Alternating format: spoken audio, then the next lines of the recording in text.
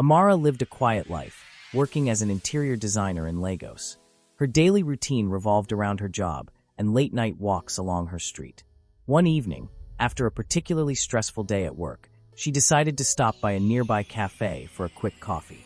As she exited the cafe, she accidentally bumped into a man, spilling coffee all over his tailored suit. She gasped in embarrassment, frantically apologizing as she reached for napkins. The man was Darius, a charming yet mysterious businessman who owned one of the largest real estate firms in the city. Instead of being upset, Darius laughed it off, his intense green eyes locking onto hers. "It's just a suit," he said with a teasing grin. "But you owe me dinner for this." Amara hesitated, unsure if he was serious or joking, but there was something magnetic about him. Against her better judgment, she agreed. What started as a light-hearted apology dinner turned into hours of laughter and undeniable chemistry. Darius seemed genuinely interested in her, asking questions about her work, her family, and her dreams. But as the evening progressed, Amara noticed something peculiar. Darius's curiosity bordered on obsession. He remembered small details she casually mentioned and even guessed her favorite coffee order before she said it. Amara brushed it off, thinking it was just his way of being attentive. As they parted ways, Amara couldn't shake the feeling that her life was about to change. Walking home, she felt a mix of excitement and unease. Her phone buzzed just as she reached her doorstep. It was a new message. "You looked beautiful tonight." She froze. She hadn't shared her number with Darius. Amara confronted Darius the next day, her tone firm but polite. She questioned how he had gotten her number.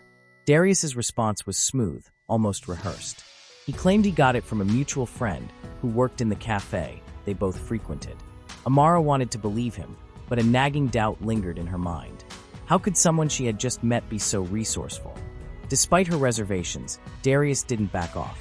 Over the next few days, he sent her bouquets of her favorite flowers to her office. Each card attached to the bouquets carried a sweet but intense message. "Thinking of you," or "I can't wait to see you again." Her colleagues teased her about her secret admirer, but Amara couldn't ignore the growing knot in her stomach. Things escalated when Darius started showing up at places she hadn't mentioned to him. He appeared at her favorite art exhibition, claiming it was a coincidence. When she decided to grab dinner at a small restaurant she frequented, he was there too, waving her over with a confident smile. Amara began to feel suffocated by his presence, yet his charm made it hard to push him away completely. One evening, as she walked home from work, she couldn't shake the feeling that someone was following her. She glanced over her shoulder, but saw no one. Her phone buzzed with another message. "You're stunning even when you're lost in thought." Amara's blood ran cold. She quickened her pace, her heart racing. The realization hit her like a wave. Someone, likely Darius, was watching her.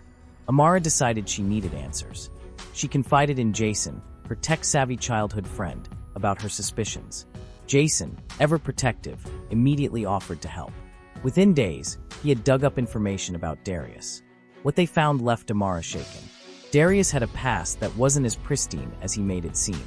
A year ago, Darius's ex-girlfriend, Vanessa, had mysteriously vanished. The media had initially covered the story extensively, but it eventually faded away, with most people believing she had emigrated to Canada. However, some online forums and blogs suggested foul play, and Darius's name often came up in whispered accusations. When Amara confronted Darius about his past, he remained disturbingly calm. He explained that Vanessa had left of her own accord, and that he had nothing to do with her disappearance. "People love to gossip," he said, his voice steady. "I would never hurt someone I care about." His words should have been comforting, but the way he looked at her as he said, "I care about," sent shivers down her spine. That night, Amara couldn't sleep. Her mind raced with thoughts of Vanessa and the unsettling intensity of Darius's gaze. As she stared at her phone, debating whether to block his number, a new message appeared.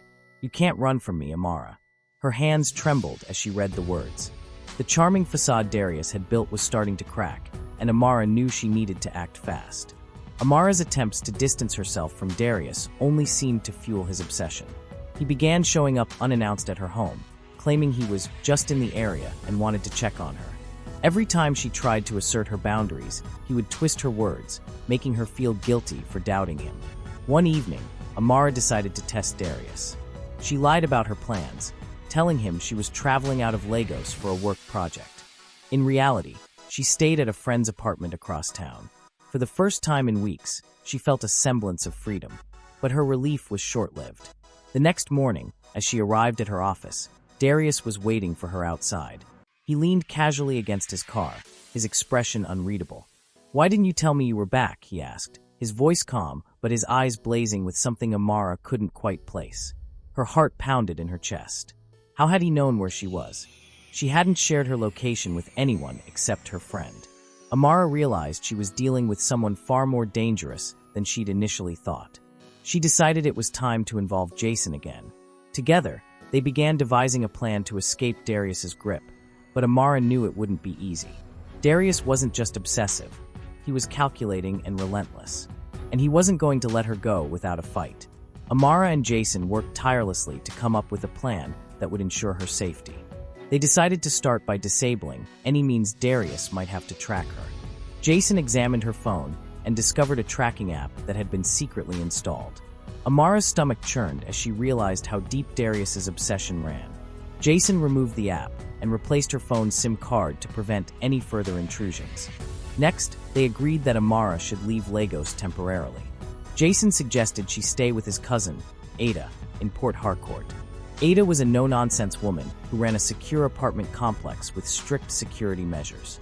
It seemed like the perfect hideout.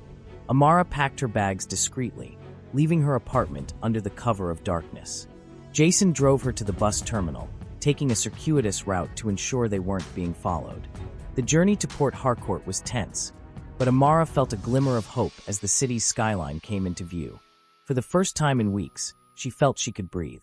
Ada welcomed Amara with open arms, promising to keep her safe. The apartment was equipped with security cameras and a gated entrance, giving Amara a sense of comfort.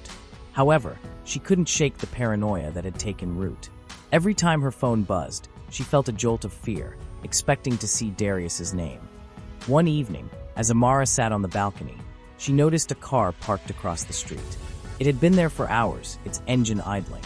Her heart sank. She called Jason, who immediately contacted Ada. Together, they decided it was time to involve the authorities. Amara filed a formal complaint, detailing Darius's behavior and providing evidence Jason had gathered. The police assured her they would investigate, but Amara knew Darius wasn't the type to back down easily. As the days passed, Amara tried to rebuild her sense of normalcy, but the shadow of Darius loomed large. Little did she know, his obsession was about to reach a dangerous new level.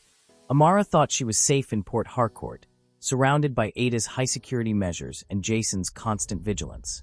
Days turned into a week, and there was no sign of Darius.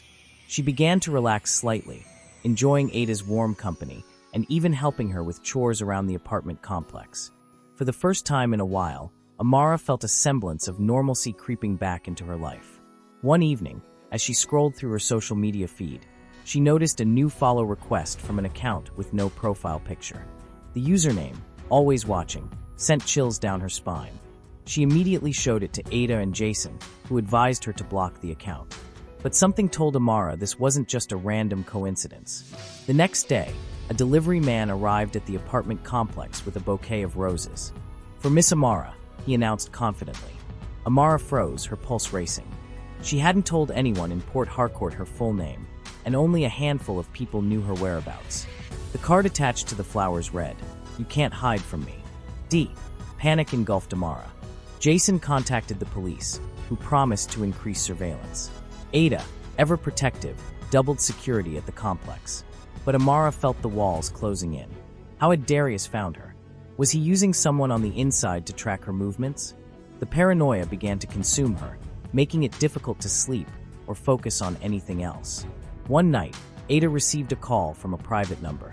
The voice on the other end, deep and calm, claimed to be from the security company monitoring the apartment complex. They requested access to footage from the cameras. Ada, suspicious by nature, refused and called the actual security firm, who confirmed they hadn't made such a call. Amara's fears were confirmed. Darius was still watching her, and he had resources she couldn't comprehend.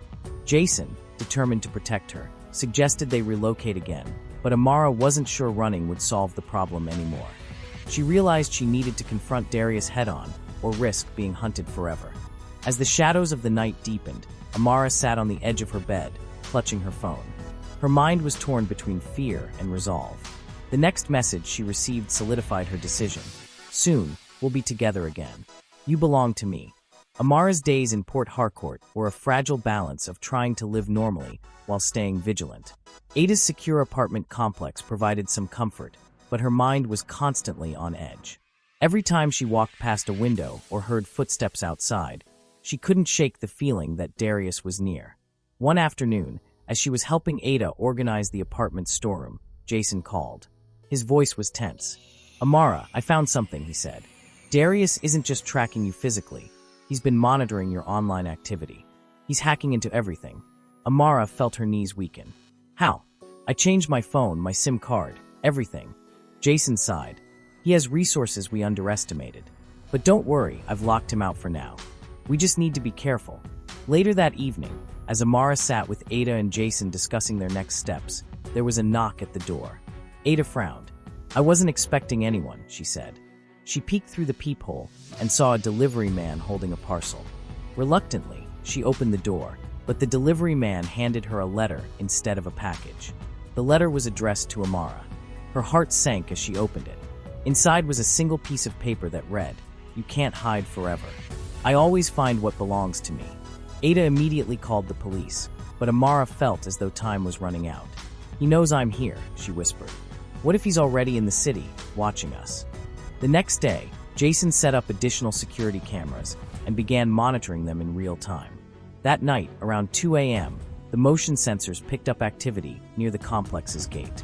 Jason and Ada rushed to the monitor and froze as they saw a figure lingering in the shadows. The man appeared to be taking pictures of the building. Jason quickly called the police, but by the time they arrived, the man was gone. Amara knew she couldn't live like this forever. "We need to stop running," she said with newfound determination. "Darius won't stop until I face him." Jason and Ada were reluctant, but Amara was resolute. She wasn't sure how she would confront him, but one thing was clear.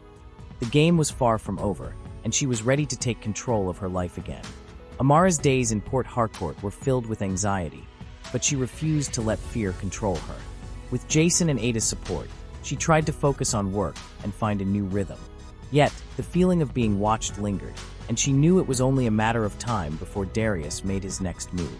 One evening, as she returned from a quick trip to the local market, she noticed something chilling, a bouquet of her favorite flowers placed at her doorstep. There was no note, but Amara didn't need one. She backed away slowly, her mind racing. How had Darius found her again? She called Jason, who arrived with Ada moments later. Together, they reviewed the building's security footage. The footage revealed a man wearing a hoodie and mask leaving the flowers. While his face was obscured, his build and movements were eerily familiar. Jason called the police immediately, but Amara felt her resolve harden. She couldn't keep running or hiding. She needed to end this. The following day, Jason set up a trap. He suggested Amara text Darius, pretending to forgive him and inviting him to meet at a public park. Though Amara was terrified, she agreed. The police were notified and set up surveillance at the park, ready to intervene the moment Darius arrived. When Darius showed up, his confident smile sent shivers down Amara's spine. "I knew you'd come around," he said, stepping closer. His tone was calm, but his eyes betrayed a dangerous intensity. Amara kept her distance, her hands trembling. She stalled him, engaging him in conversation as the police moved into position.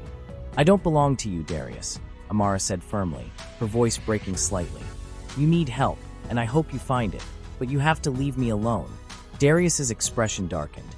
He reached out to grab her wrist, but before he could, the police swarmed in. He struggled, shouting Amara's name, his voice a mixture of anger and desperation. As they took him away, Amara felt a wave of relief mixed with sadness. Despite everything, a part of her had wanted to believe he could change. Back at Ada's apartment, Amara broke down in tears, overwhelmed by the ordeal.